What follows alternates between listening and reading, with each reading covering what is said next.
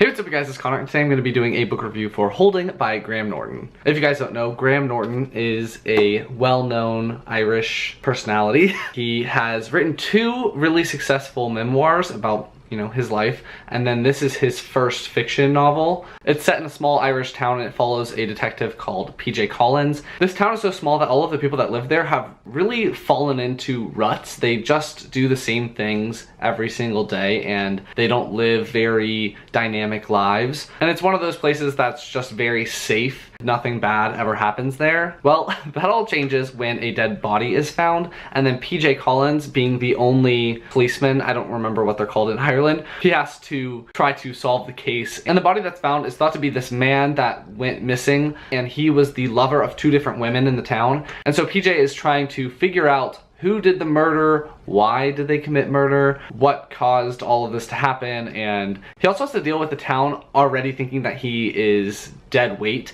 because he is extremely overweight. People look down on him and think that he is not capable of doing his job properly, and he has a lot of insecurities with his weight as well as performing in his duties. It also follows the two lovers of the dead body that's found, and it follows what happened to them after this guy disappeared, as well as now that he's back, how that's shaking up their lives. So it's a mystery story, but it's really a character exploration story. And it's said that this is for fans of The Casual Vacancy by J.K. Rowling because it has a similar feel where there's a death in the town and then it explores what happens to this small town because of the death.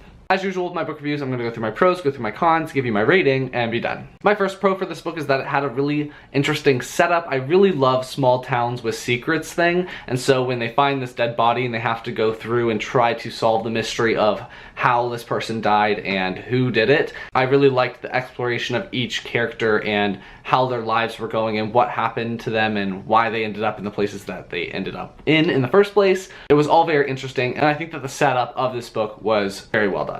I like that this book had some real consequences for decisions. Every single character in this book, because most of them are either middle-aged or a little bit older than middle-aged, had real consequences for the decisions that they made and are making in their lives. And not everyone in this book gets their happy ending because that's not really how life is. A theme of this book is that resetting your life and rebooting it basically is always an option, and you can always start again and recreate yourself, because a lot of the characters in this book are not very happy. I think this book did a really honest and realistic job of exploring each character. I loved how even though all these different characters and all these different people had all these different personalities, it showed that so many different types of people are equally vulnerable into falling into ruts. It is so easy for people to let their lives pass them by while they just go through the motions, and this book actually makes me think of a Brene Brown quote because I've watched a lot of her videos on YouTube. I'll leave a link down in the description to the specific video that I'm going to be using this quote from.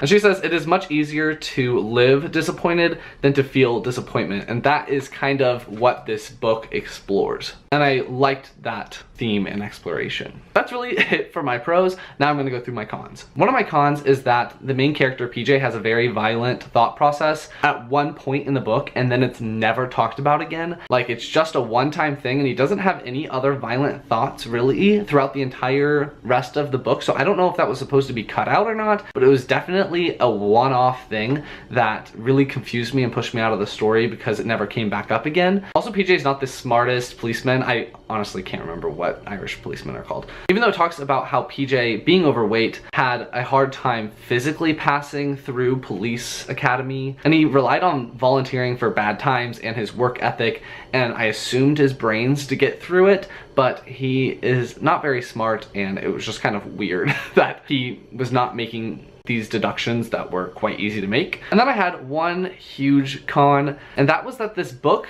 is so short. It's a quick read, which is a pro for me, but it's so short that it felt like an emaciated novel. It just needed more, and I can see the parallels between A Casual Vacancy and this book, but this one seems like a diet version of A Casual Vacancy. It seems like you would read this and you'd be like, oh, I really liked that exploration. If you wanted a little more exploration, you'd go and read A Casual Vacancy, but I wish that this one had more meat to it and you delved deeper into each character. I also think that he could have done some more subtle character development. It's pretty blatant, and he definitely tells tells you how characters are instead of kind of showing you how they are. And I think something that could have really benefited this novel was having more points of view. You really just follow the two women and PJ. There's also a fourth point of view, but she's only got like 2 chapters or something like that. One of them ends up being like this really, really long chapter, and it really pushed me out of the story, but it could have benefited from having a few more points of view, especially if there was a child point of view involved. I think that that could have added a huge amount to the story and added a new layer and a new view on the events that were affecting this town. But that's really my only big con, because it just left me